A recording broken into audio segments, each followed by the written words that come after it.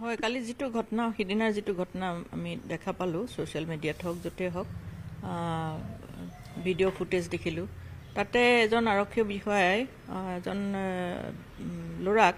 বৰ বেয়া ধৰণে প্ৰহাৰ কৰিছে ফিজিকেলি হতাহতি কৰি পেলাই প্ৰহাৰ কৰিছে ল'ৰাজনৰ ফালৰ পৰা হতাহতি হোৱা নাই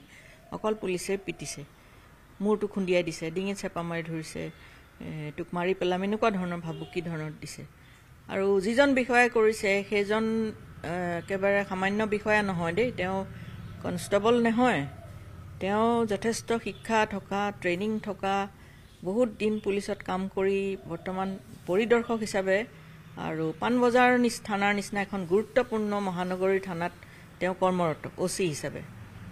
তো তেওঁ যদি এনেকুৱা ধৰণৰ ঘটনা কৰিছে আৰু তেওঁ যিটো কৰিছে সেইটো বেআইনী কাম কৰিছে এইটো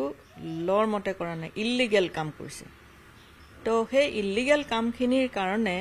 এতিয়া পুলিচৰ প্ৰতি মানুহৰ লাহে লাহে শ্ৰদ্ধা ভক্তি কিছু কিছু ক্ষেত্ৰত গঢ়ি উঠিছিলে মাত্ৰ মাননীয় মুখ্যমন্ত্ৰীয়ে যথেষ্ট চেষ্টা কৰিছে কেনেকৈ পাব্লিক পুলিচ ৰিলেশ্যনটো ভাল হয় তো সেইখিনি পুলিচৰ ওপৰমহলেও যথেষ্টখিনি ব্যৱস্থা হাতত লৈছে কিন্তু তাৰ পিছতো এনেকুৱা ধৰণৰ যদি এনেকুৱা অপেনলি এনেকৈ ধৰণে পুলিচৰ ব্যৱহাৰ হয় তেতিয়া এই গুণ্ডাৰাজ সেইটোতো পাব্লিকৰ যথেষ্ট ক্ষোভ হৈছে আৰু সেই ক্ষোভৰ আচলতে আজি উদ্গীৰণ হৈছে তো সেইখিনি দেখি আমি মনত বহুত দুখ পাইছোঁ এগৰাকী প্ৰাক্তন পুলিচ বিষয়া হিচাপে এটা কথা হল মুখ্যমন্ত্ৰীয়ে বাৰবাৰ কৈ আছে যে বন্ধুত্ব সুলভ হ'ব লাগে সম্পৰ্ক আৰু তেতিয়াহে আচলতে ৰাজ্য তথা সমাজৰ উন্নয়ন বা তেনেকুৱা ধৰণৰ কাম কাজসমূহ আগবাঢ়ি যাব কিন্তু বাৰবাৰ আহিছে এইসমূহে আচলতে তেখেতসকলে সময়ে সময়ে বাধা প্ৰদান কৰি আহিছে গতিকে এইসমূহ বাধা কিদৰে নেওচিব কিন্তু ইয়াৰ লগতে এই কথাও ক'ব পাৰি যে আৰক্ষীসকলক মনোনয়নভাৱে বা তেখেতসকলক মানসিকভাৱে সুস্থিৰ কৰিবৰ কাৰণে বিভিন্ন সময়ত তেখেতসকলক কোৰ্চ তেনেকুৱা ধৰণৰ প্ৰদান কৰা হৈ আহিছে কিন্তু এইসমূহে আচলতে কাম দিয়া নাই নেকি এইসকল আৰক্ষীক চাওক এতিয়া পুলিচৰ ওপৰমহল আছে ওপৰমহলে তেওঁলোকে এডমিনিষ্ট্ৰেশ্যন আছে এডমিনিষ্ট্ৰেশ্যনে তেওঁলোকে বাছ বিচাৰ কৰি এজন বিষয়া কেনেকুৱা ধৰণৰ কাৰণ অচি এজন হ'বলৈ হ'লে যথেষ্ট মানসিকভাৱে আৰু বা অন্যান্য দিশত তেওঁ পাৰ্গত হ'ব লাগিব কাৰণ কমন পিপুলৰ লগত তেওঁৱেই হেৰি কৰিব মানে কথা বতৰা পাতিব কমন পিপুলে ডাইৰেক্টলি ডিজিপি মহোদয়ৰ ওচৰলৈ নাযায় বা আইজিপি বা এডিজিপিৰ ওচৰলৈ নাযায় তেওঁকে পাব কিন্তু তেওঁৰ ব্যৱহাৰখিনি যদি সুস্থিৰ মনৰ নহয়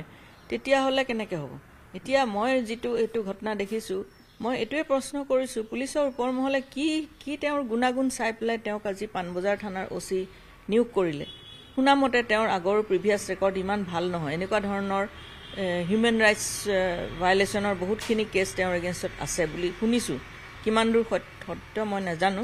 কিন্তু তথাপিও এগৰাকী অপেনলি এনেকুৱা মানে জনসমাগম থকা ঠাইত যদি এনেকুৱা ঘটনা কৰিছে নিশ্চয় তেওঁৰ কোৱালিটিটোৰ ওপৰত ইণ্টিগ্ৰিটিৰ ওপৰত আমাৰ যথেষ্ট ডাউট আছে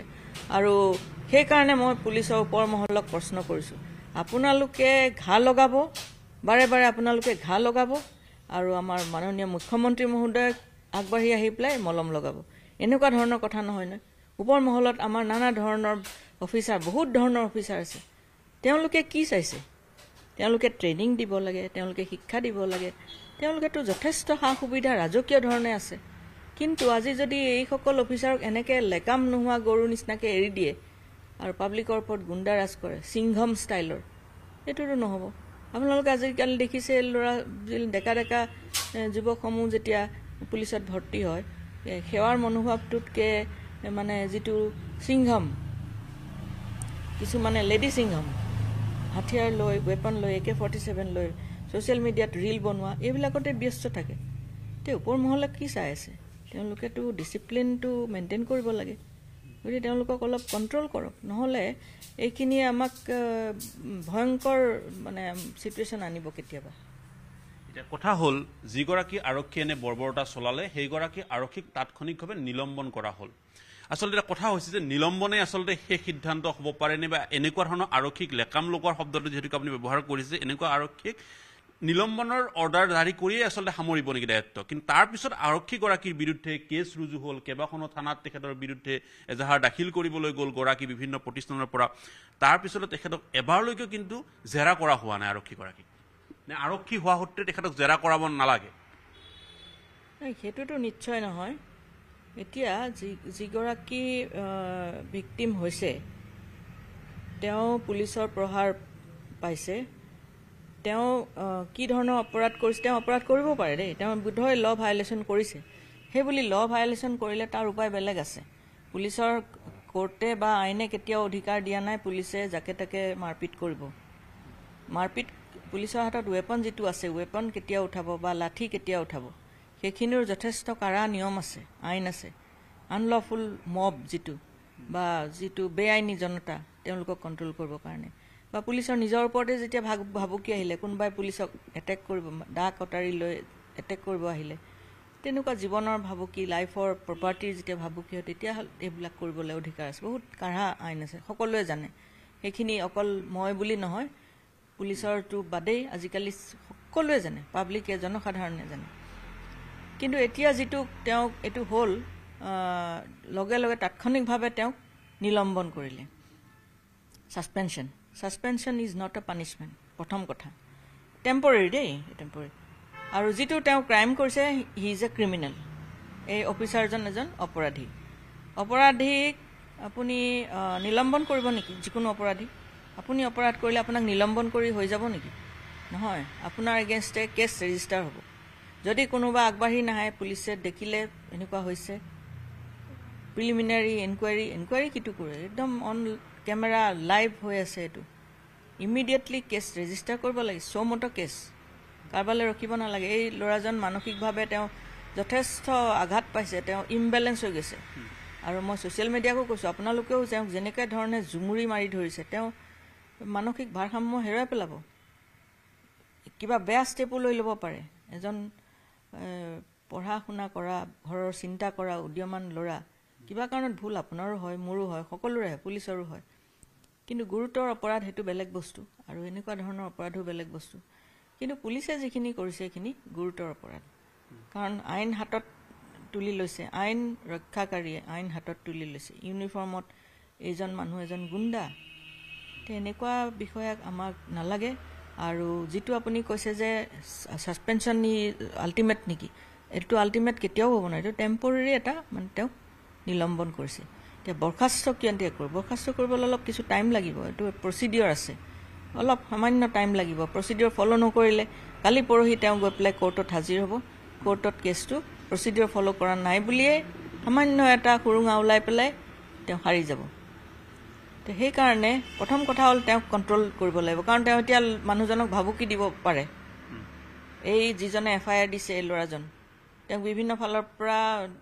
ভাবুকি দিব পাৰে তেওঁ এই কথাখিনি আহিছে যে প্ৰথম দিনাখন ল'ৰাজনে যিটো ষ্টেটমেণ্ট দিছিলে তাৰ পৰৱৰ্তী সময়ত যোৱাকালি দিয়া ষ্টেটমেণ্টৰ মাজত কিছু পাৰ্থক্য দেখিব পোৱা গৈছে এই ধৰণৰ পাৰ্থক্য আহিছে যে ল'ৰাজনে প্ৰথম দিনাখন ৰাজহুৱা স্থানত যি ধৰণৰ আচলতে মাৰধৰ কৰা হ'ল বা তেখেতক মাৰিলে একেদিনাখনে নিশাখনে আচলতে যেতিয়া তেখেতক থানাত বহাই ৰাখিছিলে সেই সময়ছোৱাতো আৰক্ষীগৰাকী ভাবুকি প্ৰদান কৰে তেখেতৰ দেহত হাত দিয়া বুলিও অভিযোগ আহিছে গতিকে সেই কথাখিনি কিন্তু যোৱাকালি নিশাৰ ভাগত তেখেতে স্পষ্টকৈ উল্লেখ কৰিছে যেতিয়া আৰক্ষীত তেখেতে গোচৰ ৰুজু কৰিব গৈছিলে এতিয়া যিটো তেওঁক থানাৰ ভিতৰতো তেওঁক প্ৰহাৰ কৰিছে বুলি কৈছে সেইখিনি এনকুৱাৰীৰ ভিতৰত ওলাই যাব কাৰণ ইনভেষ্টিগেশ্যন এনকুৱাৰী থানাত আজিকালি CC কেমেৰা থাকে নহয় এইটো মানে হিউমেন ৰাইটছৰ পুলিচ একাউণ্টেবিলিটি কমিশ্যনৰ অৰ্ডাৰ প্ৰত্যেক থানাতে CC কেমেৰা থাকে গতিকে CC কেমেৰা যদি ডেলিভাৰেটলি বেয়া কৰি থৈছে সেইটো মই নাজানো থানাত থাকিবই লাগিব গতিকে সেইখিনি প্ৰমাণ ওলাই যাব তেওঁ সঁচা কৈছে নে মিছা কৈছে এতিয়া কথা হ'ল ল'ৰা এৰেষ্ট কিয় কৰিব লাগে এৰেষ্ট কৰি যাতে এই যিজন অপৰাধী এলেজড অপৰাধী এই এলেজড অপৰাধীজনে যাতে ভিক্টিমক আৰু তেওঁক ভাবুকি প্ৰদান কৰি তেওঁক প্ৰভাৱিত কৰিব নোৱাৰে বা ষ্টেটমেণ্ট উঠাই ল বা তেওঁ মেনিপুলেশ্যন কৰিব নোৱাৰে বা এভিডেন্সেছ টেম্পাৰিং কৰিব নোৱাৰে সেইকাৰণে তেওঁক ডিটেইন কৰাটো অতি দৰকাৰ ইমিডিয়েটলি এৰেষ্ট কৰাটো বহুত দৰকাৰী আৰু যিহেতু কেছ এটা তেওঁ কৰিছে অপৰাধ কৰিছে ক্ৰিমিনেল অফেন্স কৰিছে গতিকে তেওঁকতো এৰেষ্ট কৰিব লাগে কিয় কৰা নাই এইটো মই নাজানো এইটো মানে এইটো আচৰিত কথা এতিয়া বাইদেউ কথা হ'ল যে আপোনালোকে অসম আৰক্ষীত এটা দীৰ্ঘ সময় ধৰি আছে আৰু আপোনালোকৰ সেই সময়খিনি এটা সুনাম আছে, আপোনাৰ বিশেষকৈ সুনাম আছে অসম আৰক্ষীত কাৰ্যনিৰ্বাহ কৰা সময়ছোৱাত। গতিকে এনেকুৱা ধৰণৰ কৰ্মৰাজিসমূহে যেতিয়া আপোনালোকে টেলিভিশ্যন স্ক্ৰীণত দেখে ক'ৰবাত দুখ প্ৰকাশ কৰে নেকি? আমাৰ দুখ লাগে নিশ্চয়, কাৰণ পুলিচ ডিপাৰ্টমেণ্টটোত বহুতে নিজৰ তেজ দি আজিলৈকে এইটো অৱস্থা পাইছে, বহুতে ঘূণীয়া হ'ল, বহুতে নিজৰ ফেমিলি হেৰুৱালে। তে সেইসকল যিসকল শ্বহীদ হ'ল তেওঁলোকে কিহৰ কাৰণে শ্বহীদ হ'ল? দেশমাতৃৰ কাৰণে, এই আপোনালোক আমাৰ কাৰণে, জনতাৰ কাৰণে নিজৰ প্ৰাণ আহুতি দিলে। কিন্তু এনেকুৱা ধৰণৰ গুণ্ডাৰূপী কিছুমান যদি আহি পেলাই যদি এই সুনামটো ধ্বংস কৰে, তেতিয়া আমাৰ নিশ্চয় দুখ লাগে। কাৰণ আজিতো সেই ৰেজিমেণ্টেল যুগ নাই, ব্ৰিটিছৰ টাইম নাই। তেতিয়া ব্ৰিটিছৰ টাইমত আছিলে 3rd ডিগ্ৰী, ফ্ৰীডম ফাইটাৰ্ছৰ ওপৰত 3rd ডিগ্ৰী অত্যাচাৰ কৰিব, এতিয়া সেইটো যুগ নাই। আৰু বিশেষকৈ মই আচৰিত পাইছোঁ, এইসকল অফিচাৰ ইমানেই তেওঁলোকৰ মূৰত ধৰিলেগেনে কি তেওঁলোকে কেয়াৰ নকৰা হ'ল? আজিকালি ছ'চিয়েল মিডিয়া ইমান ষ্ট্ৰং, পাব্লিক ইমান ষ্ট্ৰং,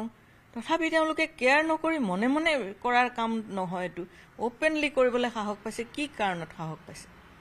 এইটো বহুত চিন্তনীয় কথা। গতিকে এনেকুৱা ধৰণৰ কথা যাতে